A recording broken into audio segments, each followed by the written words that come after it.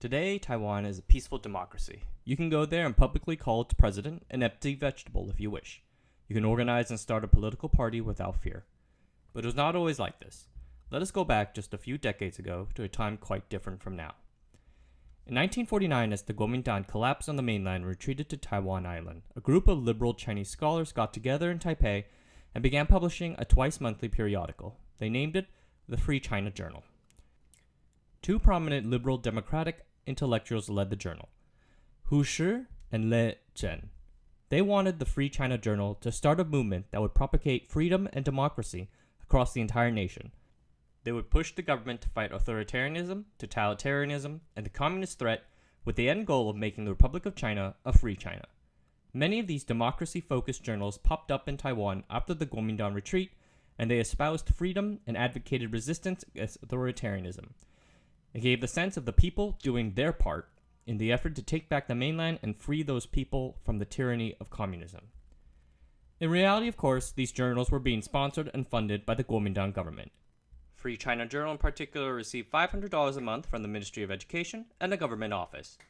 The Kuomintang leadership used these journals as part of a broader PR and propaganda campaign to maintain its international standing within the community. Having been recently ousted from the mainland by Mao's Communist Party, the Kuomintang needed to project itself as a government that had been merely relocated, rather than overthrown or in exile. Part of that work involved propagandizing to the world that its regime, not the People's Republic of China, was the true legitimate Free China. So at the start, the Kuomintang government approved of what the Free China Journal printed in its pages. They did not have anything overtly political, mostly stuff hating on the communists, stuff talking about the nature of Western democracy, and how to make traditional Chinese culture less authoritarianism. But over the years, things changed. On the international front, the ROC became firm allies with the United States. After the first and second Taiwan Strait crises, Chiang and the Kuomintang felt better about the U.S. not abandoning them for the PRC. There was no longer such a need to look so good in front of the neighbors, so to say. More importantly, things on the domestic front started to deteriorate. The Kuomintang regime had imagined that its stay on Taiwan would be brief. After all, they were going to take back the mainland. Any day now. But as time passed without it happening, things like the constant martial law began to grate on the natives. The ROC had started to wear out its welcome. The Kuomintang responded to these two trends with increasingly hardening authoritarian policies. This began to disillusion some of the members of the Free China Journal, whose articles' focus began to shift away from the communists to the ROC itself.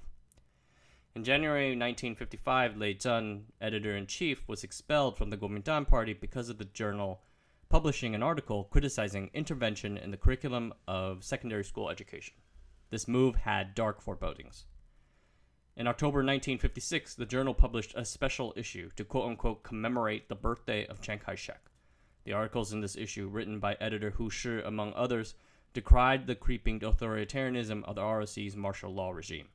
They wanted President Chiang to find a successor. At this very time, he was in his second term and was term limited via the Constitution.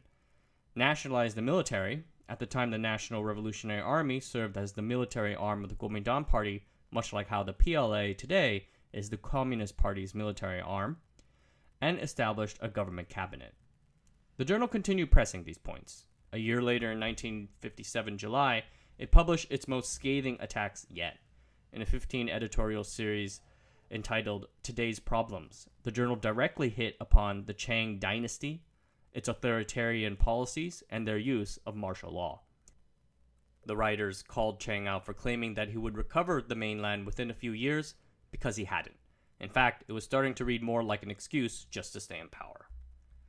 Worst of all, one article in the series openly advocated the formation of a political party in Taiwan in opposition to the Kuomintang.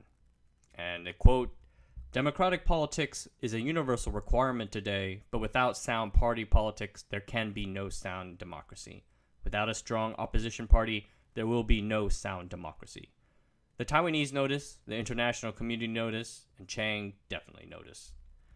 At the end of Chiang's second term approaching in 1960, he took steps to amend the Constitution so that he may take a third term. The Free China Journal, of course, went nuts over that one. They called on him to take up George Washington's example and step down after 2 terms. President Washington's precedent would set the stage for peaceful transfers of power in America for centuries to come. Of course, Chiang showed no signs of wanting to do this. Thus, as the 1960 election approached, the members of the Free China Journal sought to do what no one should do: form a political party opposed to Kuomintang one-party state rule. Editor-in-chief Lei Zhan announced in August 1960 a new organization called the Local Election Improvement Association and declared the intention for a new political party that would end the Kuomintang one-party state. One famous editorial declared, "The Great River is flowing eastward. No one will be able to stop it." Of course, they were wrong. On September 4th, 1960, the Taiwan Garrison Command arrested Lei Zhen and shut down the journal. The last issue was published on September 1st, 1960. Note how fast that approached. Basically, they announced it in August, and it was shut down a month later. In the end, President Chiang added yet another temporary provision to the ROC constitution, which allowed him to take a third, and later fourth, term. Despite letters from party heavy hitters pleading for mercy, Lei Zhen was sentenced to 10 years in prison for making propaganda for the communist bandits. Chiang Kai-shek personally chose the length of the term. Lei Zhen would serve the whole term, using that time to write his memoirs. He died in 1979. 9 years later, in 1988, the prison burned those memoirs, and they are now lost. The Free China Journal incident was one of the first attempts to break down the Kuomintang party state after the Kuomintang came to Taiwan Island. It would not be the last. Thanks for watching. This video is going to be the first, I think, in a series of political histories detailing the time before Taiwan became a democracy. I think a lot of people talk about how Taiwan is a democracy now and how that transition was quote-unquote difficult. But there isn't all that much information now in the English world about what that actually meant. Almost kind of like how the civil rights, it's like as if the civil rights movement had, you never heard anything about it. So in this series, I kind of want to shine a light on these events before, throughout, and after the democratization of Taiwan.